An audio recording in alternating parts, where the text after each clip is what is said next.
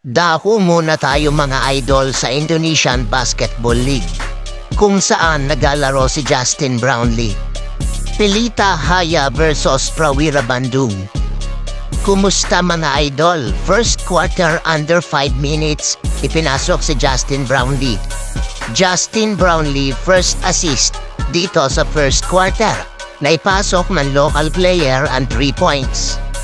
Mac Daniels tumira ng 3 sablay. Ang ganda ng pasa sa kanya, kaya nauwi sa double-handed dunk. Naka-steal ang Pelita Jaya. Fast break to Justin Brownlee. Easy layup, pasok. 2.5 seconds. Inbound alley-hoop ni Justin Brownlee kay Mac Daniels, pasok. Hindi na nakasabay ang import ng Prawira. End of first quarter, 29-11. Abante ang Pelita.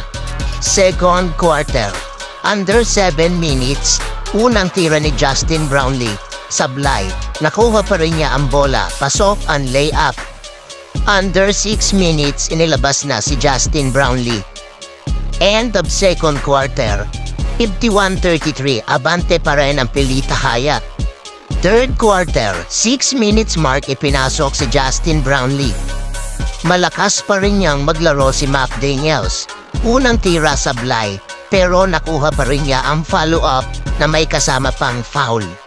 68-45, abante pa rin ang Pelita. Tumira ulit sa 3 si Justin Brownlee, sablay.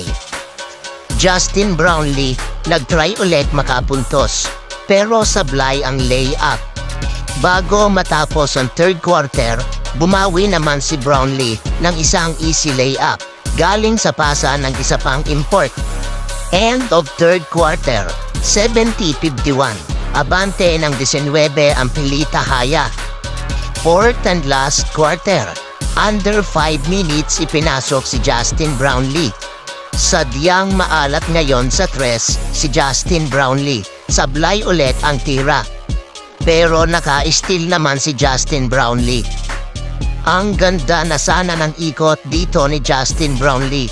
Short lang ang tira. Under 5 minutes, Justin Brownlee driving layup over the import ng Prawira, sablay, pero nakuha pa rin niya ang rebound. Finish 2 points. Sa huli, panalo ang Pelita Jaya. Final score, 88-67. Pelita Jaya sealed ticket to the group stage of the Basketball Champions League Asia. Thank you for watching mga idol.